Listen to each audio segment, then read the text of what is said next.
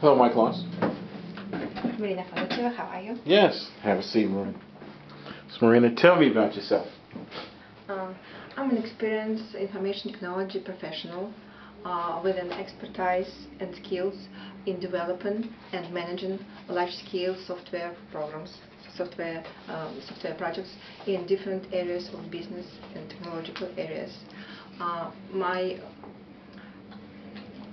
technical and analytical skills include the knowledge of the various database development platforms, extensive experience working with many relational database management system, and also in-depth experience working with software development lifecycle technologies, different methods and tools, and working early in my career working with different programming languages. I worked for different industry sectors, recently for big financial company, and before in manufacturing industry, pharmaceutical industry in the United States, and abroad for high-tech electronic industry. My career path encompasses also, like I said, the international background. I worked abroad and in the United States, and it allowed me to gain my professional experience, technical experience, and also to develop the leadership and communication abilities that helped me a lot in my career. I have the master's degree in mathematics, and also I'm working currently to accomplish the Certified Business Analyst program in George Washington University in Washington. My colleagues and superiors always regarded me as a hardworking, goal-oriented, reliable, trustworthy individual with the abilities to build and lead the highly motivated and productive development teams. And I think that's it. That's in brief, just the highlights of my skills and qualifications, and I will be happy to elaborate if you want to elaborate on any point. Okay. How do you handle difficult developers? Have you ever had a situation where you've got a difficult developer? You know, us geeks, or nerds, we can be a little difficult sometimes. How do you handle it? I wouldn't say that it would be the difficult developer. It would be that people they have their unique qualities, and they have their own approach to solving problems. And because I worked with basically in the teams, we were the people of different cultures and different age, of course. And they would bring their own qualities and their own approach. I would first just collect as much information and would analyze the situation and try to do the things the way to bring up the people's best abilities. So if somebody is like you said, it's somebody the young guy just out of the college, and he's so full with those ideas, but we at this point could not realize them all.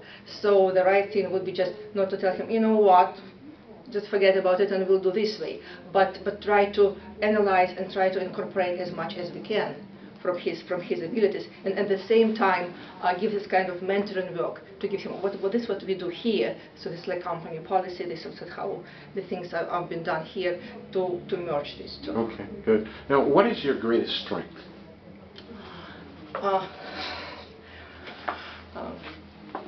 The people would say that my great strength is the ability to communicate very well with people on different levels, which is very important when you work in the corporate environment, when you work all the time with cross-functional teams, when you have to work with the developer teams, when you have to work with the business customers, and also the higher management. Okay.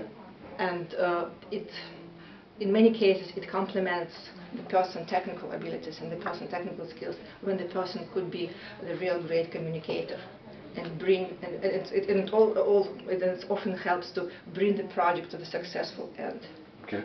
Now, you're pretty good in a number of different languages. Java, HTML, Java Pages. You've done a lot of good things here. What is the biggest problem in software today? I'm sorry, what? What do you think one of the biggest problems in software today? I would say from my experience, the biggest problem is to choose the right technology, to complete your project on time, on budget, and with a major success.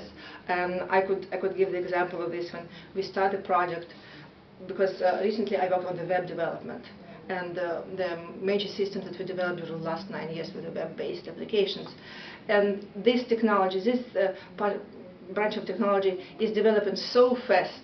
Then you have the project which is like 1 year length, and at the time when you're already done, there is something else on the market, and the customer says, see, we could do it that way. So this is the very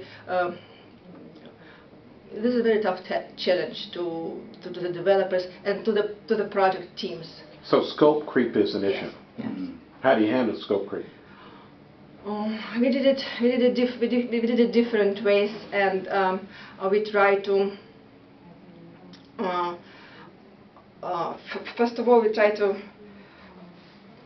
use the scientific approach with the software development life cycle, like do the iteration, use it first like high level analysis, and then moving down the road, revisiting and do the analysis, and maybe some changes in design or some changes in code down the road to bring the project to the end and the successful completion. What do you see an advantage with implementing Agile as opposed to Waterfall?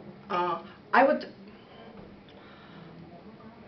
see the advantage of implementing any iterational process towards the Waterfall. And Agile process is like a very strict iterational process. But some parts of Waterfall process, as we would say initial analysis and planning and initial high-level design, would never hurt to do in the beginning of developing the project. Now let me ask you, why should we hire you? We've got a few examples of people here that have been through this process. I even have a person that actually has worked here for like 5 years in programming. Why should we hire you? I would say it would be a decision, but I believe that if I would be hired, I would make the valuable contribution to the growth and values of your organization. And because during my pretty long experience in the field, I possess the combination of development, analytical, and managerial skills. So whenever the project would start, and let's say I would perform the technical project leader role, I'm very well known the business process and how the project should be developed in business terms. So this would definitely help me to work, let's say, with business analyst team. And I was deeply involved with quality assurance strategies and organizing all these tests like user acceptance tests, beta tests, and regression tests, and system tests. So I would be very helpful in this area too, because I have the experience in that. And I've done many projects as a developer, senior developer, and was involved a lot in the database design. So I would be helpful in all these areas, and this is what I think would give me uniqueness, because I possess so many qualities.